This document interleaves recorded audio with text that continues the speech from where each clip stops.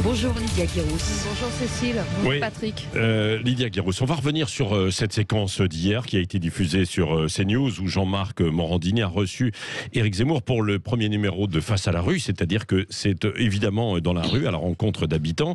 Émission qui était réalisée à Drancy parce que c'est une ville de Seine-Saint-Denis et évidemment elle a un peu d'importance pour Éric Zemmour qui était le premier à inaugurer cette émission. Oui, Éric Zemmour a grandi à Drancy dans une famille modeste de juifs algériens et il connaît très bien cette ville qui s'est beaucoup transformée malheureusement pour le pire. Et voilà donc Éric Zemmour qui ouvre le bal des invités de cette émission de Jean-Marc Morandini et il faut le reconnaître qu'il a il y a un certain panache et un certain courage car en fait il se jette dans une arène qui est plutôt hostile. C'est hostile car cette ville connaît les difficultés qu'Éric Zemmour dénonce depuis des années, à savoir un communautarisme, une islamisation, un trop-plein d'immigration, de la délinquance, de l'assistanat et puis le voile un peu partout. Le voile ou le foulard, hein, comme celui de cette jeune femme qui lui fait retirer sa cravate alors.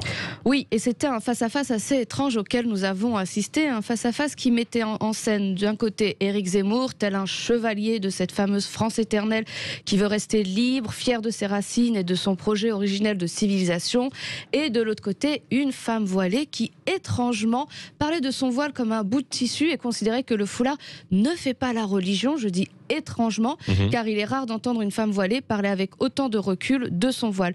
D'ailleurs, comme elle est une femme libre et elle insiste sur sa liberté, elle a même osé lancer un défi à Éric Zemmour. S'il retire sa cravate, elle retire son voile. Oui, et il a saisi la balle au bond, et Éric Zemmour, en retirant sa cravate. Et comment ne pas accepter cette perche tendue, hein. La cravate tombe et voilà qu'après d'insoutenables secondes, le voile tombe aussi. Victoire de Zemmour.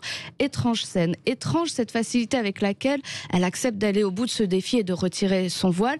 J'ai connu des femmes voilées, surtout les plus jeunes, qui pour rien au monde n'auraient quitté leur voile. D'ailleurs, les menaces et insultes qu'elle reçoit sur les réseaux sociaux, qui sont intolérables, démontrent à quel point le voile est le symbole d'un militantisme religieux et identitaire.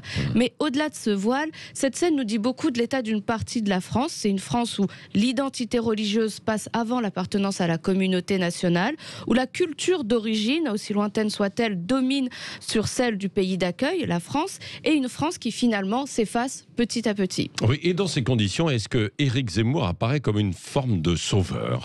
Eh bien, dans cette séquence à Drancy, donc, Zemmour a réinventé la femme libre. Étrange de dire cela. Éric Zemmour est apparu comme une sorte de messie qui a réussi à dévoiler une femme voilée. Belle performance. Et il a réalisé ainsi le rêve de beaucoup de Français, et pas uniquement des zemmouristes, pas uniquement des soutiens, pas seulement des gens de droite, mais de tous ces Français qui sont attachés à la liberté des femmes, à l'égalité homme-femme, et qui n'en peuvent plus de voir ce voile se propager dans la société et l'enlaidir. Et Éric Zemmour, en dévoilant cette femme dans cette séquence surréaliste, a d'une certaine manière incarné cette reprise en main, cette réaffirmation culturelle, ce sursaut civilisationnel que beaucoup de Français espèrent. Encore une belle opération médiatique pour Éric Zemmour qui ne présage rien dans les urnes. Il reste encore 6 mois avant le premier tour. Oui, et on en débattra tout à l'heure avec vous, Lydia Guérousse.